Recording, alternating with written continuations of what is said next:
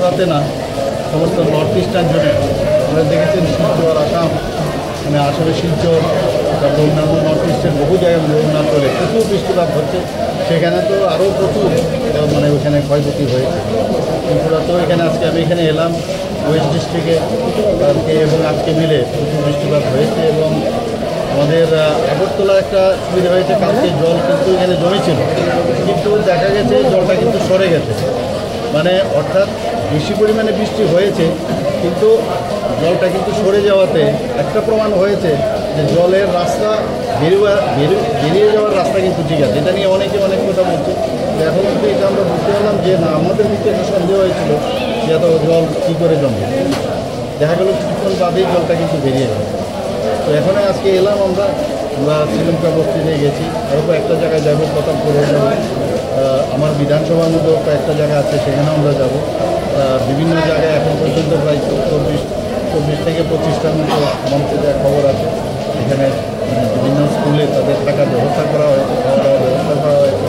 Medical টিমকেও আমি বলেছি নিয়মিত যাতে এখানে আসে, পরীক্ষা নিরীক্ষা করে, হেলথের যাতে অসুবিধা না হয়, স্যানিটারির ব্যবস্থা যাতে ঠিক থাকে সেইভাবে নির্দেশ দিয়েছে।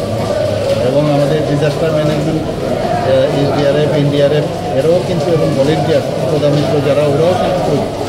তো সব মিলে আমরা তো এই ধরনের দুর্যোগপূর্ণ অবস্থার মধ্যে আমরা সবসময় আমরা জানি এই অবস্থার মধ্যে আমরা কতটুকু রেডি আছি, এটা সবচেয়ে বেশি ইম্পর্টেন্ট। আমরা সেইভাবে আমাদের প্রশাসন থেকে, আমাদের আগরতলা মিউনিসিপ্যালিটির তরফ থেকে, আমাদের যারা কার্যকর্তারাও আছে তারাও কিন্তু প্রচুর পরিমাণে পরিশ্রম করছে। এখন কথা হচ্ছে যে যারা এখনও ভাবছে যে ঘর ছেড়ে আসবে না, তাদের কাছে আমি একটাই নিবেদন করবো যে সরকারি যে নির্দেশ থাকে সেই নির্দেশ মেনে ওনারা যেন একটা প্রপার যে জায়গা সেখানে যেন নিরাপদ স্থলে যেন চলে আসে, এই আবেদনটা আমি আপনাদের মাধ্যমে ওদেরকে আমি করতে চাই। কারণ পরে কিন্তু অসুবিধা হয়, অনেক প্রবলেম হয়।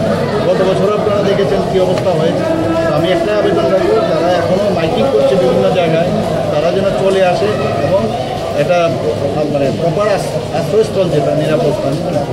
পশ্চিম জেলাতে কয়টা শিবির এবং কতজন লোক এখন শিবিরে আশ্রিত আছে? অনেক জায়গায় আমার তো বললাম একটু আগে 24 থেকে 25টার মতো, হয়তো আর বেশি হতে পারে। তো সেই জায়গার মধ্যে এখন অব্দি শিবির করা, যে নদীগুলো রয়েছে হাওড়া